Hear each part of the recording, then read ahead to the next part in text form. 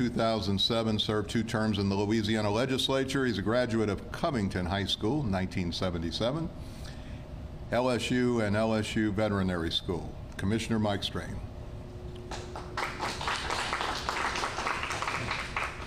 Thank you. We'll have a discussion with Dr. Scott and tell him, so, you know, a good way to understand what agriculture is about. Okay, since I'm not as tall, I'm going to pull these down a little bit. Right? A crank? Crate. You want to use it? This is embarrassing. Look, I did a talk out at the port, and it was, and when I went up to the podium, the only thing you could see was my hat, right? And they brought me an apple crate to stand on. So, but look, that is good, and thank you for that. But again, there's so many things going on. First of all, thanks for the opportunity to come and visit with you today. And I have Miss Jen Finley there and Miss Sabrina Centino, right? They are watching what I do to make sure I don't get off base, because I know Don Molino, right? You got to check me up every morning. I thank you for allowing me to talk on the radio. And Jim, thank you as well. But there's so much going on, and you're right. Agriculture is the largest and greatest industry in Louisiana and in America. Wealth begins with the earth. I want you to remember that. Agriculture, forestry, aquaculture, oil, gas, minerals, and mining. That is the foundation of the economy. And now more than ever, we understand why we need that. And so we're saying, as you're eating today, and whenever you go out, look for the seal, right?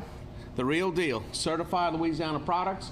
We're now up to over 400 companies. So if you want to know if those Louisiana crawfish, what do? Look for the seal. Those strawberries, all these other products, and again, the official certified seal. And I'm just so you're getting the infomercial part of this, right? So many different products. And why? Well, look at that. It just doesn't get any better than there's no more Louisiana than what you see there. Those crawfish, a little etouffee, and some real rice, right? Louisiana rice. And again, all the wonderful things. You have at your table a copy of the Market Bulletin. It's been around more than 100 years. You can get a subscription, latest and greatest information. So much information at your fingertips.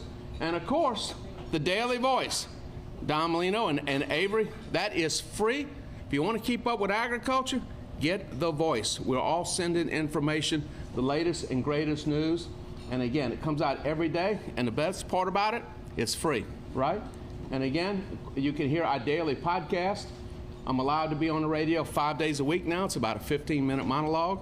We're now hitting 24 stations. All together with the different radio shows between WWL, the Daily Voice, the newspapers, we're reaching about 1.2 million people a week. Information is key. Information is key in today's agriculture. A lot of things going on. And of course, we're all seeing the effects of a number of things. And COVID, that has changed our world forever. Nobody can deny that. There was a number of things that started in motion. And of course, you know, with our storms and a change in the administration, many things have happened and continue to happen all over the world. You and I see this, and we talk about it every day, right? This in the United States at 7.9%. We've seen, there was an article today in the Wall Street Journal about in Argentina, inflation over 40%, 2 years in a row. You think about what's happening in other parts of the world. This is driving everything, everything. Fuel, food. And again, when we see this 8.6% for food, the IMF, the International Monetary Fund, just came out with predictions looking at food between now and next year across the world. You know what that number is? It's over 14%. And continuing. My friends, we got to get a handle on this, right? We must get a handle on this. Because why? Everybody's feeling a pinch. I had discussions last night. I was at a Rotary Scholarship banquet, and people were talking about people don't know how they are going to get to work because of fuel costs. And then how are they going to buy food? And you see the grocery prices, which affects mom and pop America. But even more importantly, what's happening outside of the land of plenty? That's where we live. I'll throw this up there and I'll tell the story. When I bought this, and you can see when I bought it, 2 weeks before that, my brother and I, we talk every night. Now, when my dad was alive, we talked every night at 10 o'clock. Now, I go to sleep at 9. He'd wake me up every night and say, boy, get up. He would tell me what I need to do in politics. I'd tell him what he needed to do on the farm. we both listen to each other about 50%, right? But I talk to my brother at 9 o'clock every night because he is somewhat respectful of my bedtime, right? So he calls me up and he says, I bought a chicken. Okay, brother, I'm excited. You bought a chicken. Live chicken? No, I bought a chicken at the grocery store. Why are you calling me? He said it was $9.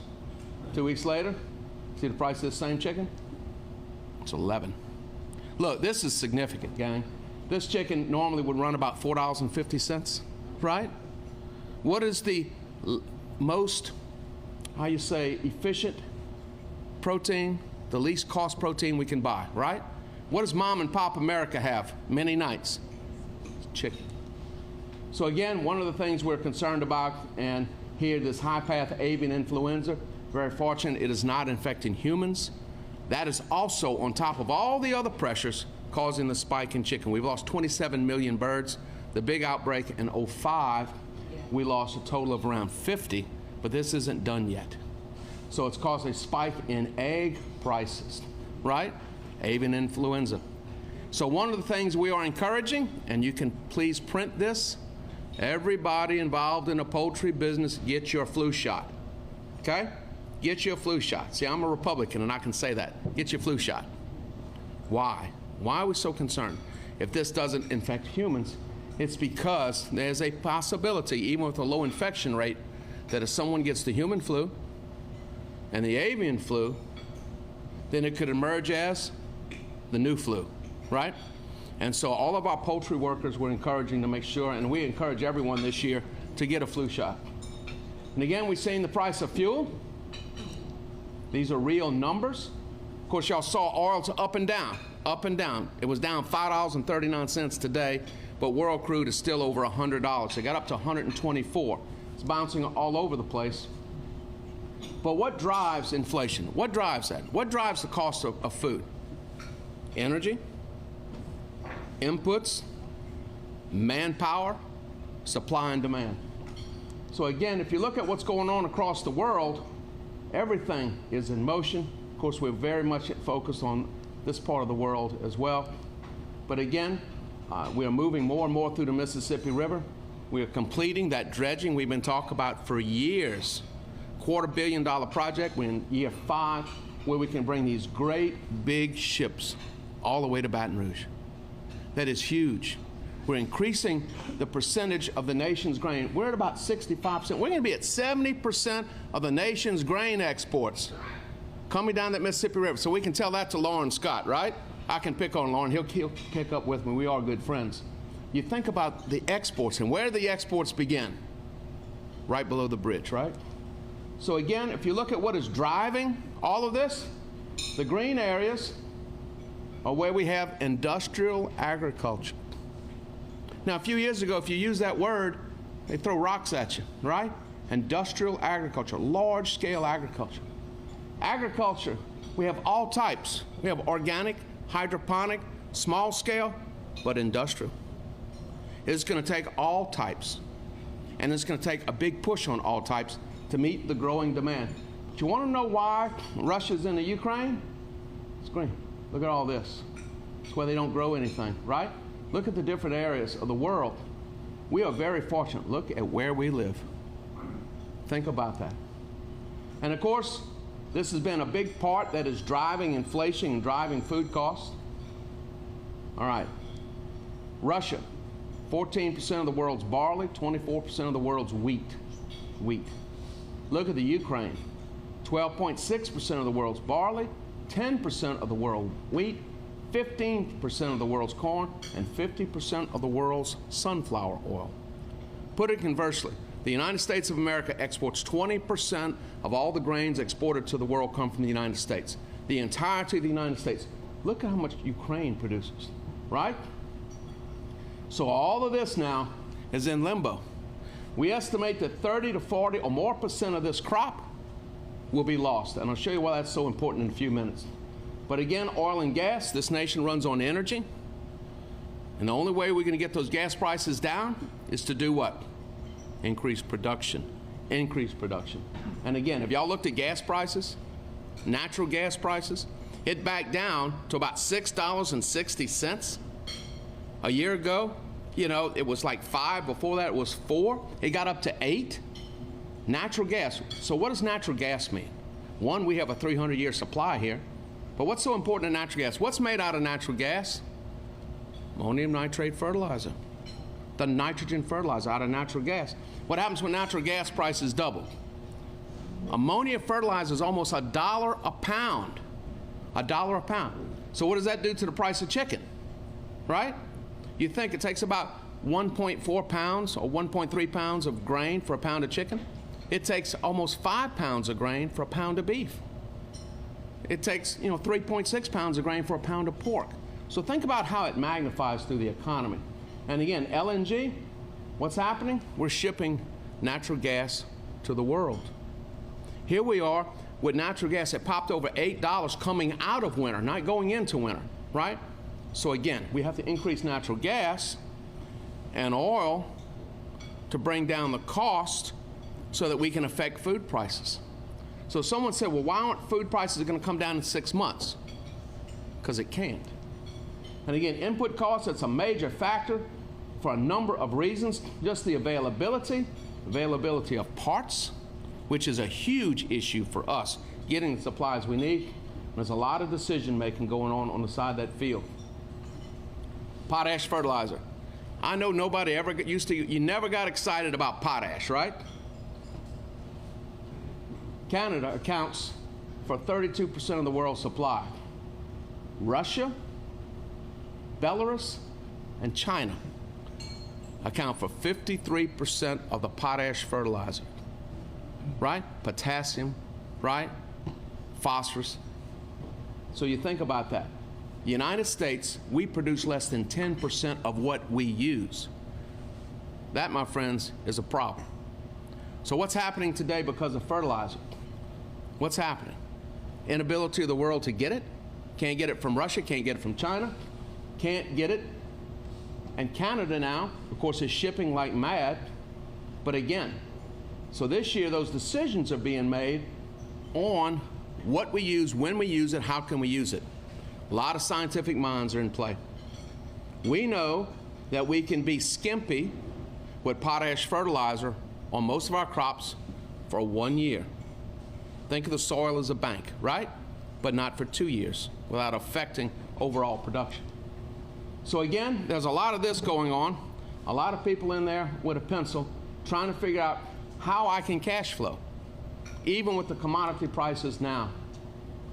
This came over my desk late last week. The FBI is warning ag co-ops to prepare for ransomware attacks to hamper our food supply. So again, telling everybody to be more secure in everything you're doing. But my friends, this is real. So commodity prices, you've seen the Dow up and down. It jumps up and down. The least little thing drives it. Corn, and this, all of this is of, that would be Friday afternoon. If the numbers aren't right, Don gave them to me.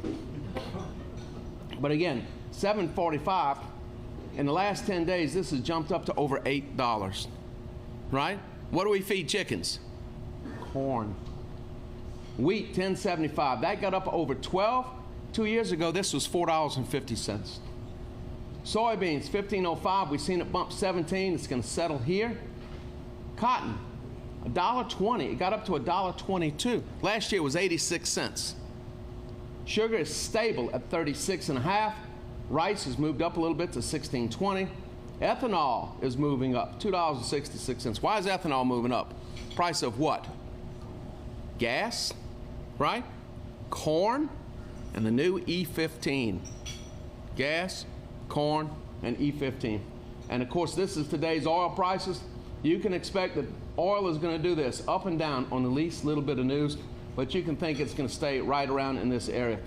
Cattle are moving up a little bit, and lumber continues to be, how you say, a very valuable commodity. So our prospective plantings, and this is what the National Agricultural Statistics Service does in our office, we think corn is going to be down 14% to 500,000 acres. Across the United States, we're going to have probably the smallest corn crop. Now, wait a minute. Corn popped $8. Why are we having less corn acres? Corn takes a lot of inputs. It takes what? Potash and a lot of nitrogen. Cotton up 82% to 200,000 acres. That's $1.22 cotton. Worldwide, there's less cotton. And I'll show you, we are consuming far more cotton in the world than we're producing. Why is that? Why is there less cotton in the world? Cotton does wonderful things, nice United States, American cotton shirts, right? What can't you do with cotton? Can't eat it. Now think about where we are headed. Look at rice, up 5%, 440,000 acres. What happens when you have shortages of wheat? What are the two main direct consumables we have? Wheat and rice. More pressure on rice. And soybeans are moving up. We're going to have a record soybeans. Why? Soybeans put nitrogen in the ground. You don't need as much fertilizer with soybeans. It's a legume. And sugar is going to remain stable at 490,000 acres. Some good news, we are building plants to harvest timber. This plant, Canfor, one of several new plants coming in, is going to produce 250 million board feet per year. For a long time, we were losing our mills. Price of lumber, building, interest rates, they're moving up. We have tremendous wood baskets. We have 15 million acres of farmed timber and 3.6 million acres of bottomlands, hardwoods. But again, it is our largest plant-based commodity. Okay, would you look at this for rice? And this is a pattern we've seen for a number of years. World production, 511.72 million metric tons. World consumption. Ending stocks, 4.41 months. 2 years ago, that would have been 11 months. Okay? All of this is happening really pre-Ukraine. Okay? Look at wheat. 794 million metric tons produced, 792 consumed, but less than 6 months supply on hand. Same way, of course, grains. Look at the oil seeds. Look at sugar. Look at meats. Look at poultry. Look at pork. Look at cotton. World production, 121.42 million bales. World consumption, 140. These numbers are driving. Remember I showed you the bread baskets of the world? You want to know why commodity prices are high? You want to know why there's so much pressure in agriculture? All of these things show you what the path forward is. And again, with the population growth, now, if we run out of these resources, this is going to roll off sideways. From here on, in the next 50 years, this is flat. Resources, resources, resources. And again, a quick thing for Southern United States Trade Association. We have a number of things that we are doing. We are selling products across the world. And of course, we have some inbound trade missions coming up. And the next one is going to be in August, where countries are coming here to buy timber and lumber. So again, as part of what we do, Southern United States Trade Association, it is funded with federal dollars where we export to the world. We do a lot of things 50-50 cost share, and we also help any company sell their products abroad. We have a very good team. So a lot of things there. Labor is continuing to be an issue. It's a huge issue to get farm labor. So what are we doing now when we don't have labor? Now see, baby, when y'all think about a drone, y'all think about that little thing flying around, right? The football game. That's a drone, right? That is a monster, right? But what does it eliminate? It never gets tired.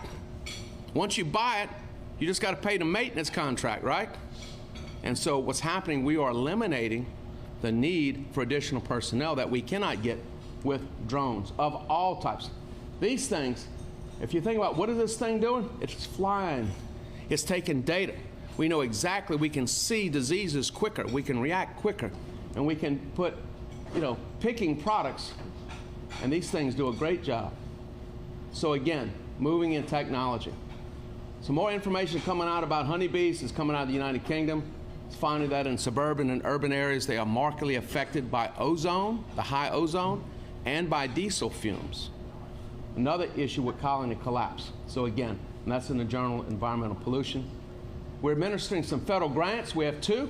We've been meeting with our seafood processors. We will be administering that to the Ag Finance Authority, and a new $7.4 million local food purchase assistance program, again, through the Ag Finance Authority.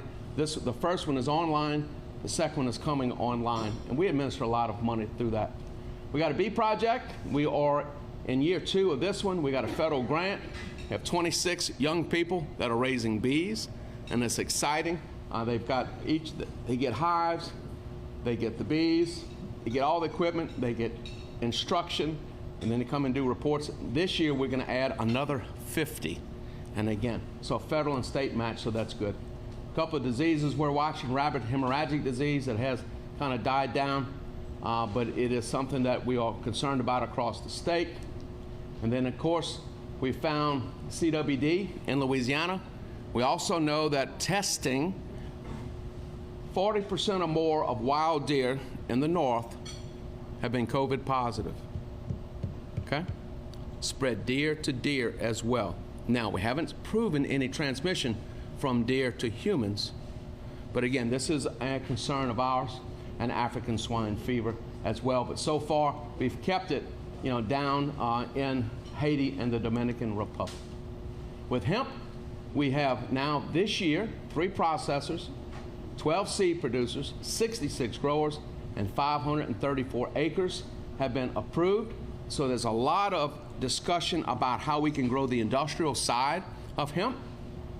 I will tell you, this can take a lot of science and research. It's difficult to grow hemp here. It's just a difficult environment. It likes a probably much drier weather. And then medical marijuana, which continues to be in a state of change. So we have been working with Chairman Bagley.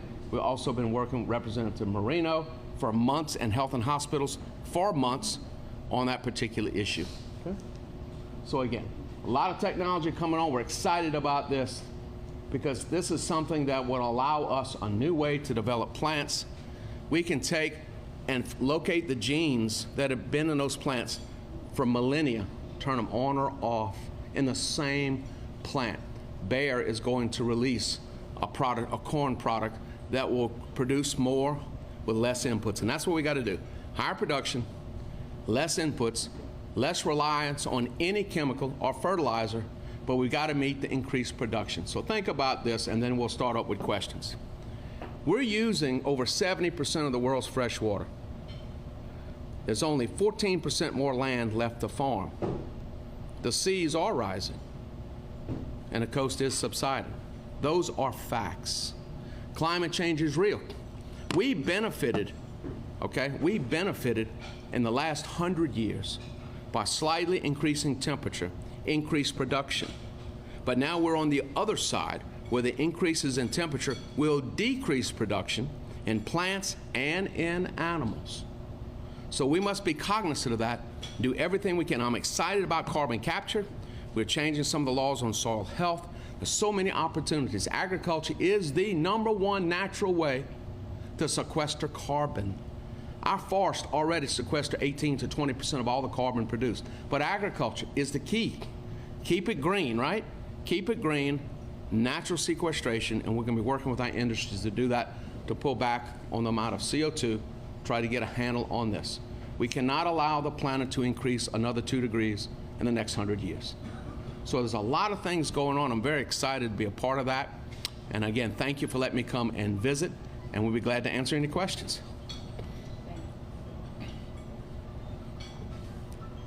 Yes, sir, I'm sorry. Yes. Was it 2 years ago when there were tariffs applied to soybeans that farmers were not finding any place to store it? Well, it was a couple years. How does this work out in the sense that if we're producing a great deal, if we produce a great deal, we're in trouble. If the world is empty of product, we're in trouble as well? Yes. So, first of all, the work we're doing up and down the river is going to make a market effect.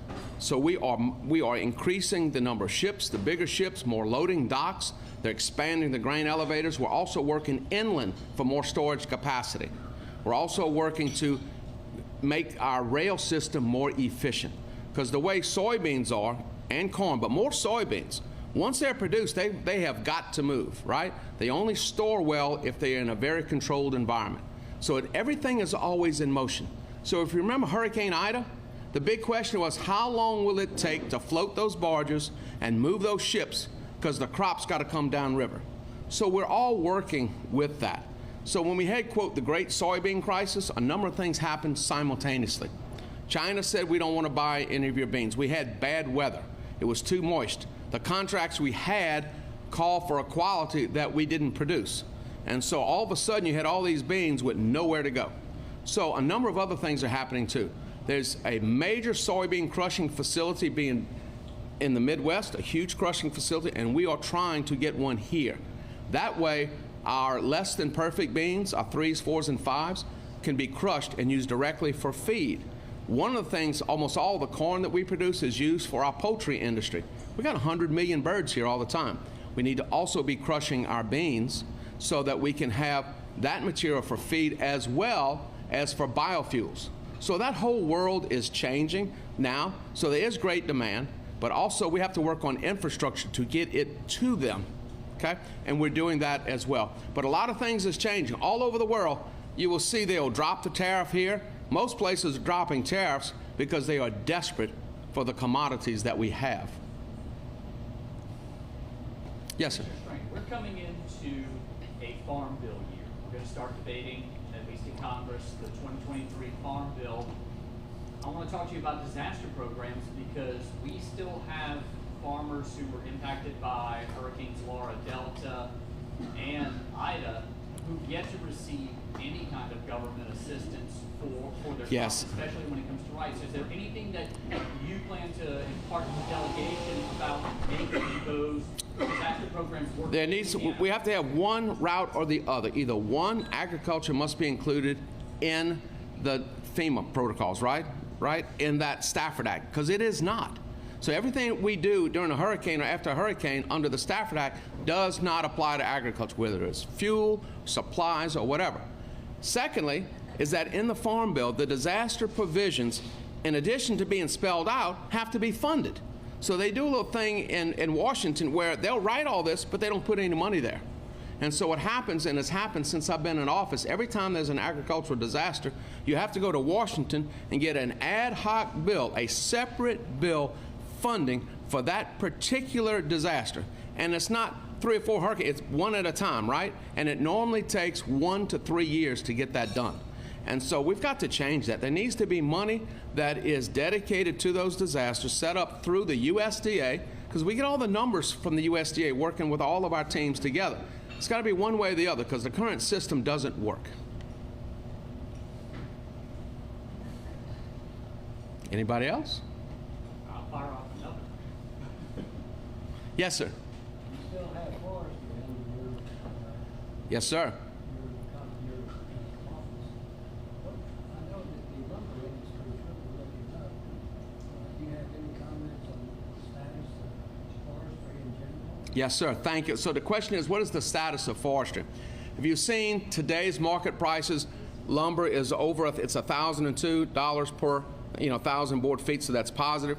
We have major investment now, more than 4 new mills or refurbishment of mills coming online. Total spending over $500 million. Timber is our largest plant-based industries. And if you look at that, it's farm timber. Again, 15 million acres of farm timber, and then 3.6 million acres of the hardwoods, which you generally harvest once in a lifetime. So it is huge. And also, as long as our interest rates remain stable, there's a renaissance now in home building, right? And of course, anybody knows you got something for sale, it sells. It is a long-term investment. Some of the issues we have, we need more mills. We need them in the Florida parishes because, again, of the distance to get it to the mill. Also, we are markedly expanding the use of wood byproduct, not primary product, byproduct for energy. So if you look at Drax biomass, they're probably about over 1.5 million metric tons. They're buying other facilities, but they only use byproduct because that is their corporate culture, only use byproduct. But that is growing as well, and we're sending most of that to Europe. There's a lot of things coming on, the use of that woody byproduct, so for building, for paper, for energy, and then whatever else we can use with it. So there's a lot of things. And the other big part about forestry is that now we may be able to get carbon credits per year.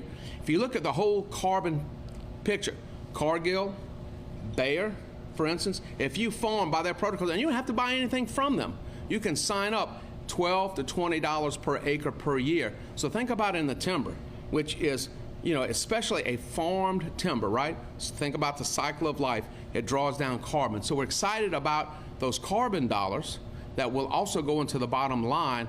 But again, we need to manage our forest. We signed a historic agreement with the U.S. Forest Service a couple of weeks ago. It's called the Forest Stewardship Program, where we will be working hand in hand with our federal partners to help better manage the state and federal forest. And that's a big deal.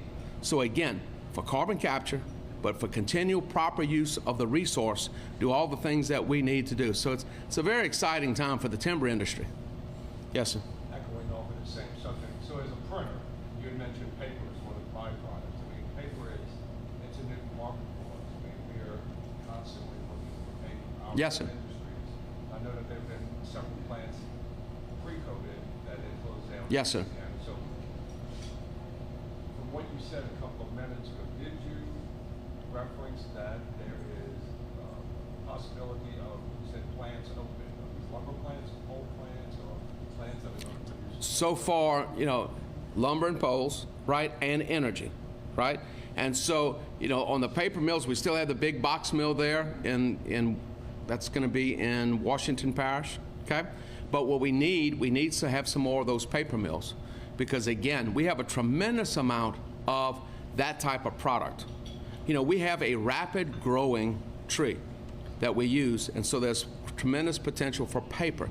The challenge they have in the paper industry is that fact that if you've seen that most newspapers are a little bit thinner. Most people use those electronic devices and don't use paper. So when they make those investments, they have to make sure in the long term that there will be an adequate market for that. And I think that's one of the challenges. And they're switching over to now brown paper. Yes. All wrapped. Yeah, so reuse paper, that. But that's also something that hemp can be used for. William Randolph Hearst grew probably, you know, 500,000 more acres of hemp, and that's what he used to make newspaper out of. That was its great purpose, you know, to make newspaper with that. But the overall challenge in the paper industry is that year to year, over the last 20 years, less and less paper has been used by the American public. And so that is an issue as well, right? So use paper because it's renewable, right? Yes, sir. I got always lead up to a question. With all this global problems right now, we got a local problem right now with the Menhaden vote and the regulations in the legislature right now. Mm-hmm. What's your weight on that, Ed? You talking about byproduct, we sell it all over cat food, this and that, and it definitely generates jobs, but they're killing the coast. They don't, we the only state that don't regulate. Okay. What's your thought? So I do know, Regulating Menhaden boats within a mile from the coast and their byproducts and their waste. so one of the issues that we are facing now is the lack of Menhaden, a lack of, or the pogies, the Menhaden for crawfish bait, for crab bait, okay? So there's a issue now on getting the bait. And so also what we're seeing is that what's happening with the technology, more of the Menhaden is being used to create fish food for salmon on the East Coast. So of that product, a lot of it is going up on the East Coast. And so when you look at regulation, you know, Wildlife and Fisheries and U.S. Wildlife and Fisheries regulate everything in that basket. So that's under their dominion. If it's onshore and if it's not a game fish, it's under my dominion. But that's under Wildlife and Fisheries. So I'm not as well studied to the, you know, on the fact of what you're talking about, what the effect is on the coast. But everything that proper regulation is for conservation of the resource, right? And that's what we focus on, long-term conservation of the resource. Just like the timber industry, we want every year to have at least one more tree in the wood basket, right? So conservation of the resource is what we are focused on. And I think if there are regulations, it needs to be looking at conservation of the resource where it will become infinitely renewable and sustainable. Makes sense. Yes, sir. I'll let Doc go first. Age before beauty. Is there anything that you can do at the state level to help Louisiana farmers with their inputs, the rising costs? Well, some of the discussions we had today, actually earlier today, was back, if you remember, you would remember, and I remember 50 years ago, that when through the NRCS, if you participated in the federal programs, they would cost share for such things as lime or fertilizer. If you planted by their reasoning, so for instance, say you're going to use no-till drilling, and if you test your soil and you use exactly what you need, right?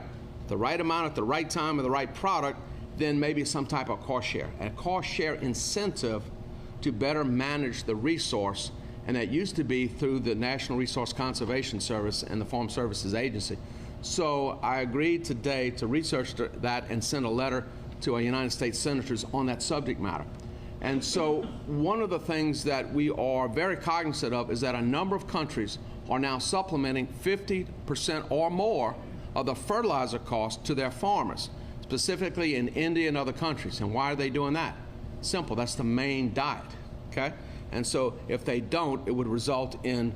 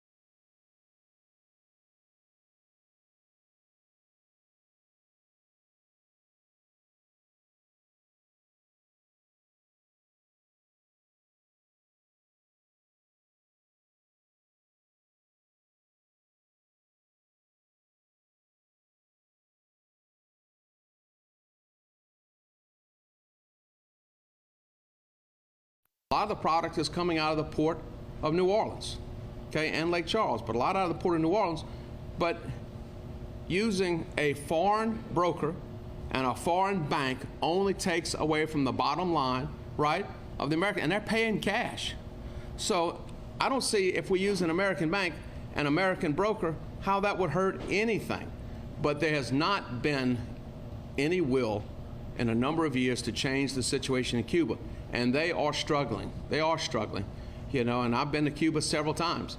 It is very hard to answer to the question to a Cuban, either in Havana or in the rural countryside, and this is the question. Dr. Strain, why will you not sell us food? How do you answer that, right? And I'm in favor. Food, agriculture is the greatest method of diplomacy, right? And I still think we should be selling them food, okay? Commissioner Strain, you brought up We'll work this way. Go ahead. Throughout the Biden administration, we're now 1 year, 3 months, 5 days roughly into this administration, which is counting. And Louisiana remains without an FSA That's director. correct. Craig McCain had been appointed under the Obama administration. And reappointed under the Trump administration, Correct. right? So what are you doing to try and help that out? Because that is really We continue to call Washington. We continue to talk to our congressional delegation. We have, thank goodness, we've recently gotten a administrator, you know, for the other part of that, you know, not the Farm Services Agency, but for the Office of Rural Development. That has been appointed. Now, I think there are 35 states, and I had that discussion this morning, that do not have an FSA director. Look, it's time. Craig McCain was excellent, right? So, and went through several administrations. I never asked him if he was Democrat or Republican. I don't care, right?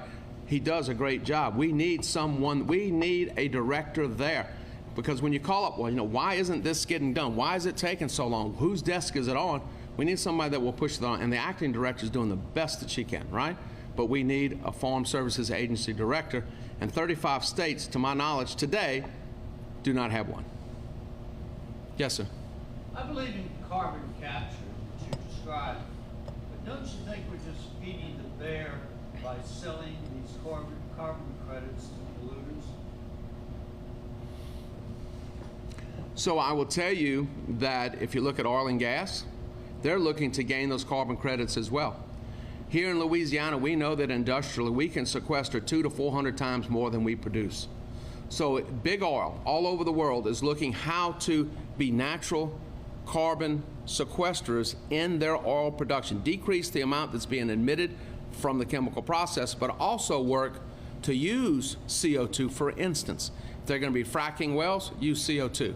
And so they're looking at how they can do that. So there's a lot of science involved in everyone, because if those credits are $12 to $20 per credit, per ton, that becomes real money. And I think industrially we have the ability together, agriculturally and industrially, to sequester more than we are producing and start turning the curve backwards. All right, we have time for one more question. Which plants or trees are most effective for carbon capture? So which trees in bulk? It would be the fast-growing pine, right? The fast-growing, the yellow pine, most effective. But in the long term, it'd be the longleaf pine, because you don't harvest them for 100 years, right? And so most effective. And you talk about crops, you got to look at all crops. Keeping something in the ground, cover crops, right, are the most effective in sequester, taking nitrogen, holding water, and bringing down carbon. And one more real quick. Can you comment on the citrus industry? I know it took a big hit. Is there anything much even left of it? We do have a citrus industry. It's valued around $10 to $12 million per year. We have been fighting mightily against citrus greening and citrus canker. We're doing a number of things. We've made jointly with the USDA investments in greenhouses to produce stock that is free of canker and of greening, so we can sell that citrus stock. We're also working on to develop genetic abilities to produce plants that are resistant to both. So a lot of science is going in there. These are foreign diseases that came from the Far East. And so, but we're working very hard to deal with these two diseases. But I think there's some exciting things coming. There is some technology where we can take spinach, the spinach plant, graft on genes from that onto the bud stock, because you graft citrus trees. A citrus tree, you graft it onto a bud root stock, and then that plant would be naturally resistant to the citrus psyllid that transmits the greening. Now on canker, we've got to find ways to, quote, vaccinate those plants. Think about that. Now they're talking about how they may be able to use antibiotics, but to vaccinate those plants so that we can, again, become resistant. So hopefully either with CRISPR technology or other technology, because we have to, right? Because citrus greening and canker, that's the only way we're going to stop it. We got to find a way to get ahead of that disease. That disease, if you look at just the way the disease is transmitted, that thing can move 100 miles in a storm, right? Okay, thank you. Thank you. Your meal is over. Oh, no, I won't forget that. You can stay here and eat if you want to. Well, thank you. I may do that. All right. Thank you. Now, we're not going to stay with you. Oh, no, I understand. I'm going to do one of those.